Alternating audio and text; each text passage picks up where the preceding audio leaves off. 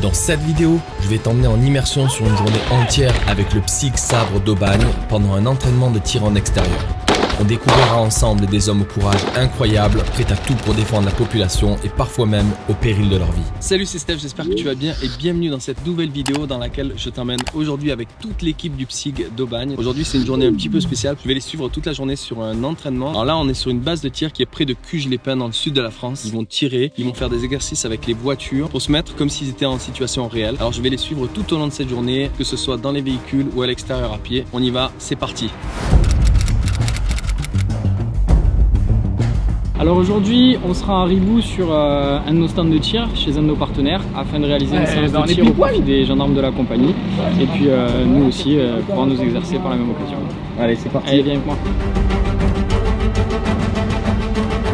Le PSIG, c'est le peloton de surveillance et d'intervention de la gendarmerie dont la vocation prioritaire est la lutte contre la délinquance de voie publique. Lourdement armé, ce peloton est spécialisé dans les interventions risquées. Les gendarmes du PSIG se rendent dans les zones où l'on constate de nombreux actes de délinquance. Parmi les différentes missions qui leur sont confiées, ils peuvent seconder des brigades territoriales, prendre part à certaines missions de police judiciaire aux côtés d'autres unités spécialisées pendant lesquelles ils peuvent interpeller des individus à leur domicile ou encore assurer le transfert de personnes jugées dangereuses. En arrivant, on va faire l'inspection des armes, d'accord. Chaque personnel va effectuer ses CPS. Donc le CPS, c'est le contrôle personnel de sécurité. C'est une manipulation à réaliser à chaque fois qu'on utilise une arme, que ce soit en départ, retour de service ou avant chaque séance de tir ou bien même après chaque séance de tir, afin de s'assurer que tout soit sécurisé et limiter le risque d'accident et par conséquent de blessure.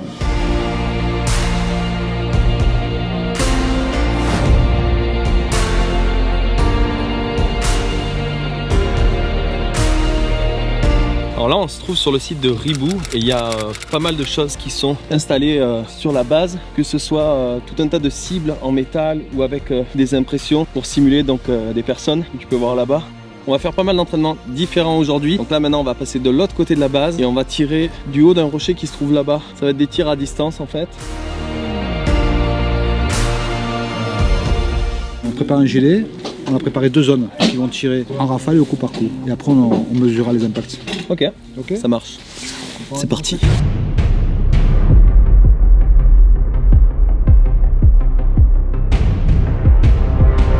Avant d'entamer ce premier exercice sur le rocher, Donovan effectue devant tous les gendarmes les CPS, donc les contrôles personnels de sécurité comme il nous le disait sur le trajet avant d'arriver sur la base de tir. Et pendant ce temps-là, un autre officier se charge de remplir tous les chargeurs qui vont servir aux différents exercices de la journée.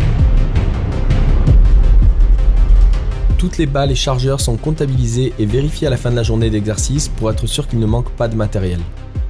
Comme tu le vois sur les images, tout le monde porte un casque de protection auditive pour ne pas endommager notre audition avec les tirs. Donc là on est sur notre petit caillou là avec notre HK-G36. Le but étant de réaliser des essais balistiques. On a mis un peu plus loin là-bas un gilet pare-balles qui est similaire à celui que nous portons au quotidien. Le but c'est de tirer dessus et d'observer les dégâts qui sont réalisés sur le gilet afin de prendre conscience de notre niveau de protection. Donc j'effectue bien sûr mon CPS de manière réglementaire afin de sécuriser mon arme. Je vais me mettre en place, reposer mon arme sur mon sac afin d'avoir un maximum de stabilité et effectuer un tir correct. Le HK-G36 est doté d'un calibre de 5,56 mm, une munition de guerre qui permet de percer des gilets pare-balles.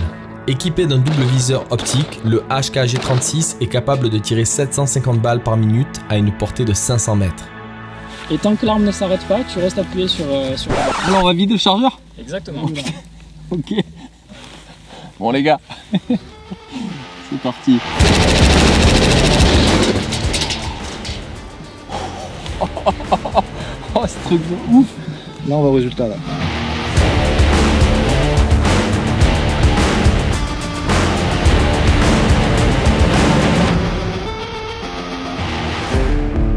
Alors c'est le gilet de protection par balle individuelle, d'accord, qui est dans les mains de Mario. Notre gilet de protection du quotidien, ça fait partie de notre tenue, on le porte dès que nous partons en service, ce qui permet d'apporter une protection basique, on va dire, sur des armes de petit calibre, qui permet potentiellement d'éviter que nous soyons blessés si jamais nous sommes pris à partie par un individu qui est armé. Malheureusement, ça n'arrête pas tous les calibres, hein, si on bascule sur de l'arme de guerre, voilà, ça passe à travers. Pour de la protection complémentaire, nous avons des plaques balistiques qui sont plus épaisses, qui sont faites avec de la céramique, etc., qui pour le coup vont avoir un pouvoir de protection bien plus important que celui qu'on a là. Donc, ça va être quelque chose qu'il va falloir prendre en compte au moment où nous partons sur la mission, donc ça va être le risque de la mission, et donc du coup on va adapter notre protection à ce potentiel risque.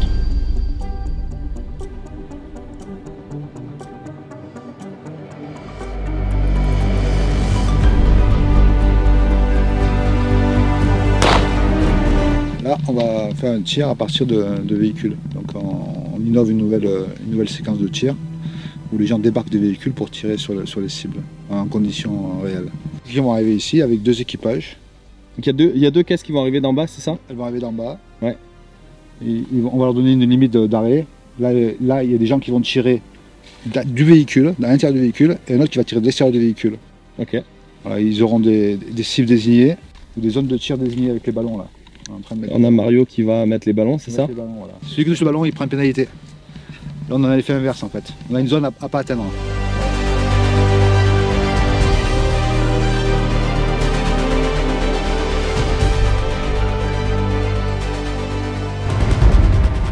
Là, ce qui va se passer, tu arrives, tu te positionnes côté des cibles. Normalement, il y a 2 cibles avec encore des ballons. Ouais. On est d'accord? Toi, tu vas tirer sur celle qui est le plus à gauche, depuis ta position. Donc, tu dégaines dans la voiture. Ouais. Tu vas devoir te latéraliser et effectuer un tir de 2 cartouches sur les cibles. Ça marche? Toi, tu sors et tu viens te mettre en protection moteur.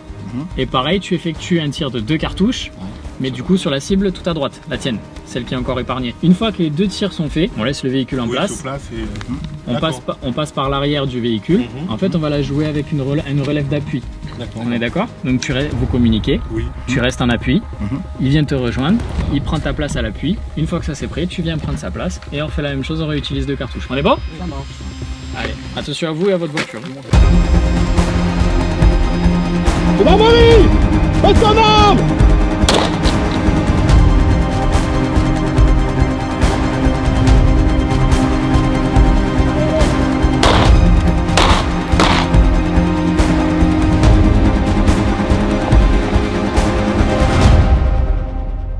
Là, on va préparer une manip au niveau PSIG, donc ça va être la réponse à un tireur isolé. On va mettre en place une personne au niveau du pas de tir qui va simuler du coup les tirs d'un adversaire, d'accord, quelqu'un qui serait désorienté ou quelqu'un qui aurait des envies de commettre tout simplement des meurtres autour de lui. Et nous, en fait, on va se rendre sur l'action au plus près afin de faire cesser au plus vite cette agression, d'accord. Donc on va utiliser les moyens dont on dispose, à savoir les packs balistiques lourds, d'accord, en céramique, afin d'augmenter notre protection individuelle. Et on va aussi utiliser le bouclier balistique pour pouvoir se protéger, progresser et se rapprocher un maximum de lui et faire cesser au plus vite cette menace et cette agression.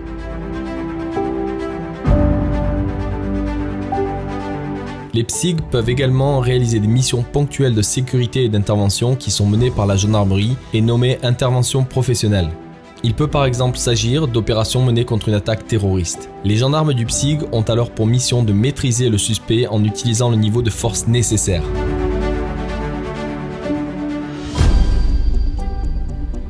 Donc là, ils sont en train de préparer l'exercice. Il va y avoir une arrivée de la voiture. On va tout filmer en 60 images secondes avec le Ronin ici. J'ai posé une petite Osmo Action ici sur le capot qui va être braqué sur le tireur qui va être à droite de la voiture. Et en fait, à la sortie de la voiture, ils vont partir en bouclier. Donc à 3 gars, ils vont longer le terrain pour aller neutraliser la cible qui se trouve là-bas, tout au fond. Voilà, c'est le but de l'exercice. Alors là, on vient de tourner la scène, mais j'étais en 24 images secondes. Alors on va la refaire. Et cette fois en 60 images secondes pour avoir des beaux plans en b-roll que je vais pouvoir ralentir derrière.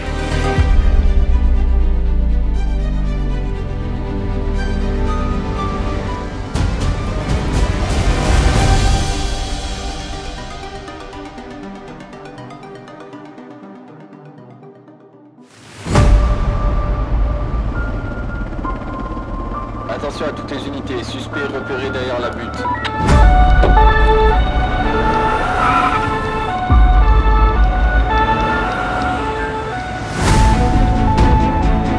Il va mourir!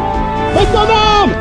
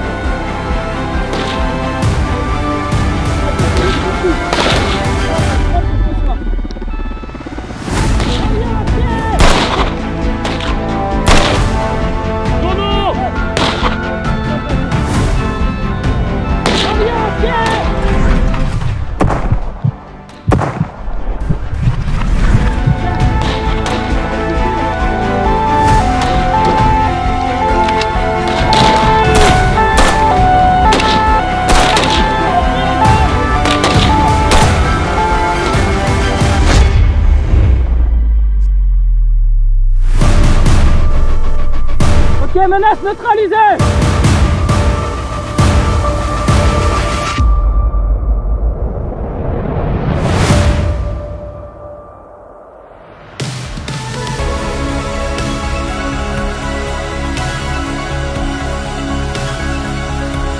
Je m'appelle Jean-Noël Insinger, je suis commandant en seconde de la compagnie de gendarmerie d'Aubagne. Je suis responsable de la formation, l'instruction des tirs. Donc depuis ce matin, on a travaillé l'instruction sur le tir avec le pistolet automatique Sig Sauer 2022. Donc les gendarmes ont vu des cas particuliers pour se les approprier, notamment de pouvoir tirer à partir d'un véhicule en mouvement, pouvoir descendre du véhicule et se protéger et continuer à tirer. Et ensuite, ils ont travaillé des tirs spécifiques avec des positions particulières pour le tir, en leur imposant sur les cibles des difficultés bien précises. Ensuite, on a travaillé avec le PSIC sur le tir à intervention, avec les boucliers, avec les armes longues, donc le HKG36, le fusil d'assaut, le HK-UMP9, qui est une pièce semi-mitrailleur notation en gendarmerie. Comme on a pu se rendre compte à travers l'exercice, notamment le port de bouclier, les équipements lourds, les protections, tout ça, il faut que les gens qui sont intéressés dans l'optique aient une parfaite condition physique et qu'ils aient une grande maîtrise technique de leur armement et des textes légaux qui leur permettent de faire usage de leurs armes. Donc il y a un travail permanent d'instruction sans tirer, et après au tir on revoit toutes les bases et tout ce qu'on a appris et on essaie de les mettre en pratique dans des cas concrets.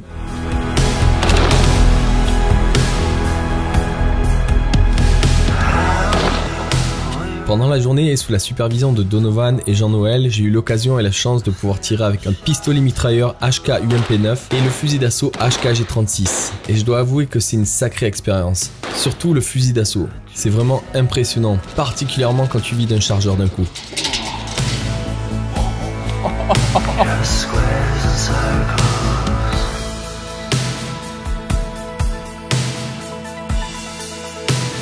J'espère que cette vidéo vous a plu. C'était une super journée en compagnie du PSIG. Merci à Jean-Noël, le capitaine de brigade. Merci à Donovan aussi. Petit cadeau. Ah ben merci beaucoup. Tu fais partie de l'équipe. Hein. Bah écoute, ça fait vraiment plaisir. En tout cas, ça m'a fait super plaisir de passer cette journée avec vous. Et puis voilà. Petit cadeau.